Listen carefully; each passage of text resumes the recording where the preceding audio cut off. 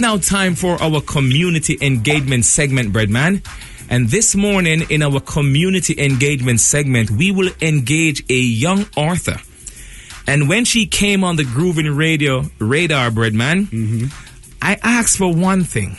I asked for a copy of this book to make sure that I have it in my hand.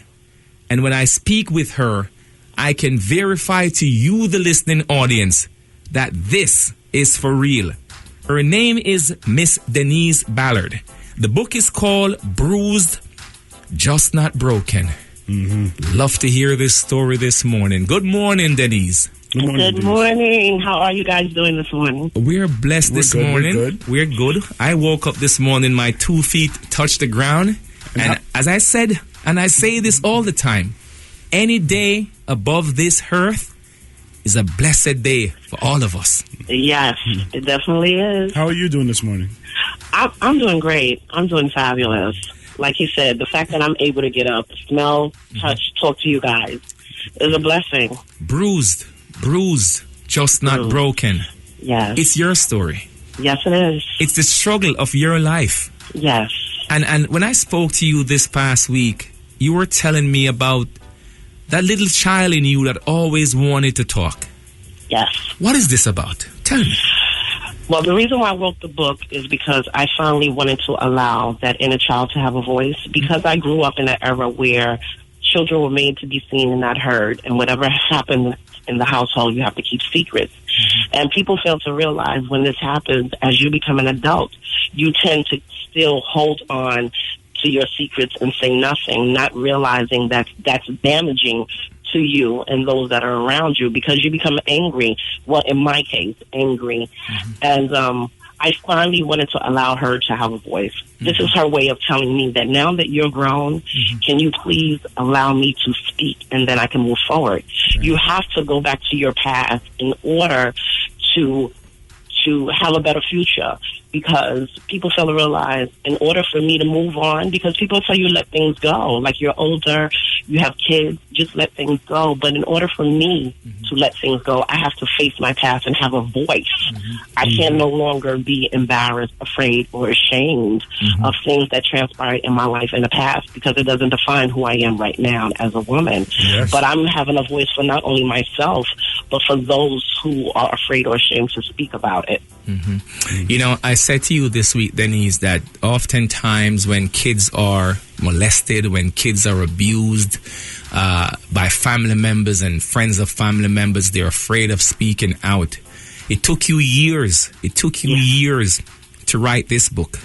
And I commend you. I commend you, because you are helping youngsters now to realize that don't keep this story bottled up inside of you. And as you said, yes, you said it, Breadman, when we were young growing up in Jamaica, kids must be seen but not heard. Yes. And that is why sometimes we grow up as adults, especially female, Breadman, who went through an abusive childhood. They tend to get involved in relationship that is also abusive. And they still cannot get from under it because they don't talk about it. They don't. The past is still bottled up. Exactly. And you're telling your story, bruised, just not broken. Yes, this is a release for me. This is my way of finally healing. I tell anyone that I'm an onion, and the onion has many layers, and it's time for me to start peeling at those layers, one day at a time. I'm not perfect. I'm not 100%, but the fact that I'm even taking these steps is a blessing, and I'm thankful to God that I'm able to do this, because it's not about me. It's not about the book. It's much, much bigger than that. It's about helping others, whether it's male or female. It's not just the female. It happens to men as well. And they don't like to say anything either, because, you know, they're told, you're a man, you're tough, you got to be strong, you can't say. But that's not true. They go through it too. And because of what happened to me, I did make wrong choices, because I thought it was normal to be cursed out. I thought that was normal. I was in a state of denial. I didn't even know that I was being abused. I thought that was regular. But, well, Denise, I have a question for you. A lot of people in the world, including myself, we go through a lot of struggles, and the person that you come out at the end of the struggle it could be very beneficial in certain ways, if you understand what I'm saying. If you could do it, if you could restart, Would you wish to not go through this, or are you glad for your experience that you had, that you're able to be this woman that you are right now and help others? Honestly, when you're in the storm, you wish you're not going through it. Mm-hmm. But now looking back, certain things, I am not going to say happy, but for me now, it's okay that I went through it because it taught me a lot. It was an experience, trust me, an experience I will never forget, but also it has taught me the things that I will not tolerate.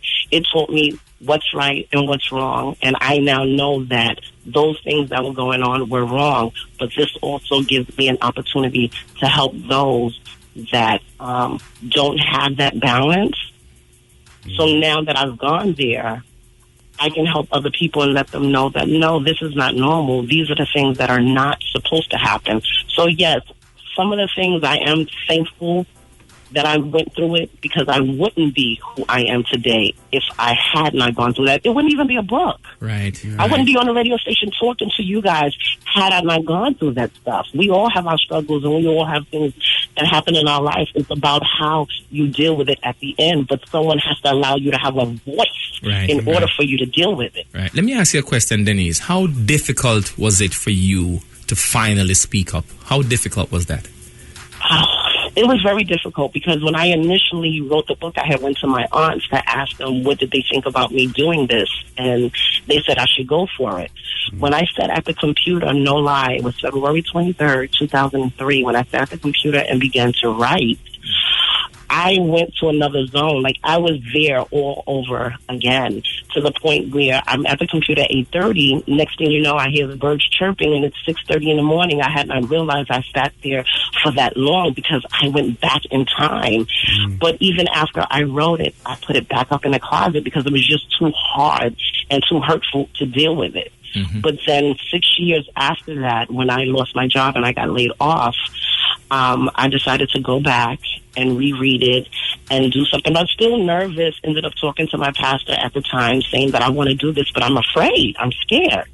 And he just said to me, well, is it the truth? And I said, yes. He said, then don't worry about it. So then I didn't. But trust me, even up until the printing day, when it was getting printed, I still had reservations. But then at the same time, I said, okay, you know what? It's bigger than you. You have to put it out there because you have to help other people. It's not about you. So it's not about me. This is why it's being done. Yeah. How many members, and I'm sure there are family members who were probably a little bit upset not knowing what was going to be in the book. Did any family members, after reading the book, come at you in any way? Yes. Well, my aunts, they were very supportive as always. My aunts support me to the fullest. However, yes, there was someone in my family that was very upset with me. And the reason why is because when I look at it now, I think it's because when you have certain family members that are upset with you and they feel that you're attacking them, it's because they haven't dealt with their own issues. And they don't want to face it, so they get upset with you because you're finally, like, as they say, opening up Pandora's box. But then they fail to realize it's not about them either. You have to look at the book through a child's perspective as you're reading it in the beginning. Those are my eyes as a child and my experiences and things that I saw myself. You can't say what a child sees. You're an adult. You don't see how they see. Right. And you know, Denise, no one can see your life through your eyes away from you. Right. And you know, there's an old song, Breadman, and it says, I want to see Christmas through your eyes. You know, when a child is going through abuse, like what happened to that 6-year-old kid in Manhattan recently, yes, where I mean, the system were told about it, Breadman, many times, but yet still nothing was done.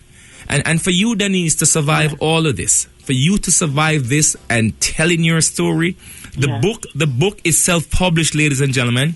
And something just came out. You just said something when you were laid off your job. You went back in the closet and took it out. And read again. At that time, you should be looking for a job, but you had this story to tell. Yes. Bruised, Just Not Broken. Yes. It is self-published, ladies and gentlemen. And anyone, as a matter of fact, everyone should get a copy of this book. Definitely. Yes. It's on Amazon. It's on Amazon.com. And they can also go to my website, which is www.epicpurpose.com, epic with a K.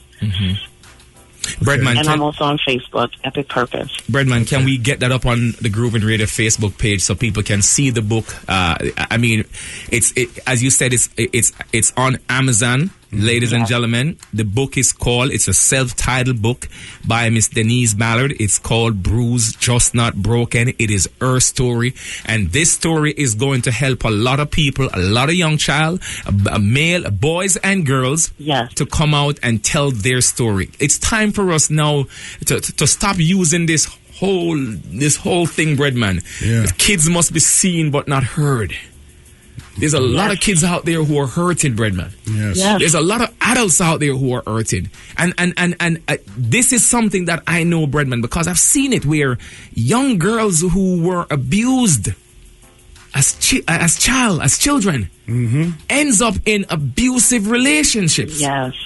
And like you said, Denise, you don't even know that. It's like you felt it was normal. You don't. And can I tell you something?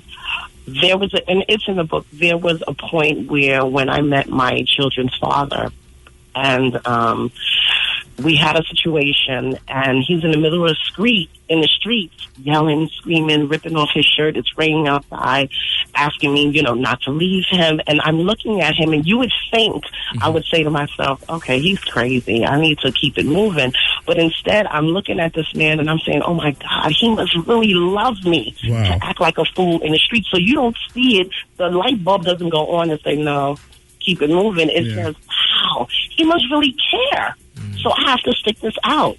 And then also I stayed in the marriage for as long as I did is because I wasn't raised in a two-parent household. My grandmother raised me. So I wanted my children to grow up with two parents in the household, and I just did not want to fail at this. But at the same cause, when you stay in a situation like that, you don't realize that your children become angry adults because of your choice. And a lot of people don't realize that. But trust me, I do. Folks are asking, the base of the book, and you can tell them in a nutshell, in 2 minutes. It's your life. It's the abuse that you went through, all the abuse you went through as a child, and you were afraid of telling. Go ahead and tell the story. Yes, it's based on a lot of things that's transpired in my life. I talk about when I was sexually abused as a child. I talk about watching my friend commit suicide, my dad getting shot, the abuse within my relationship, and a lot of terrible choices that I made. I discuss it all. No holds bar, 100%. I'm being very transparent with the things that happened to me. Because like I said, it's not my story, it's everybody's story. It's not about me, so I have to put it out there so that I can help others. The book is called Bruised, Breadman, Just Not Broken. It's self-published. It's by Miss Denise Ballard. It's her story, and she's trying to help. She's trying to save the next young child who's going through some kind of abusive upbringing and is afraid of talking. Any individual that's in an abusive relationship, it's pretty much the same across the board, you could say.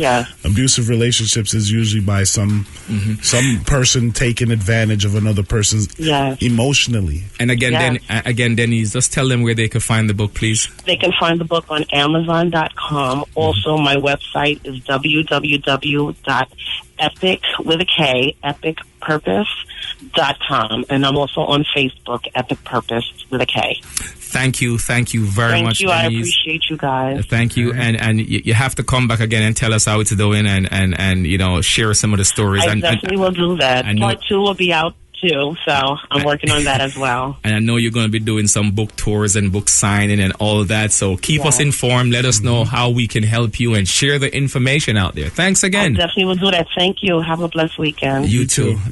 Ladies and gentlemen, have fun. Take care. You too. All right. Ladies and gentlemen, we have come to the end of our community engagement segment this morning. Hope you were engaged, and I hope if you're going through some kind of abuse, ladies and gentlemen, you can actually tell your story. It is is your story. Only you can tell your story. Our community engagement segment this morning was brought to you by Your Thanksgiving Caterers, the Door Restaurant. Breadman, make myself your life is not a dead man.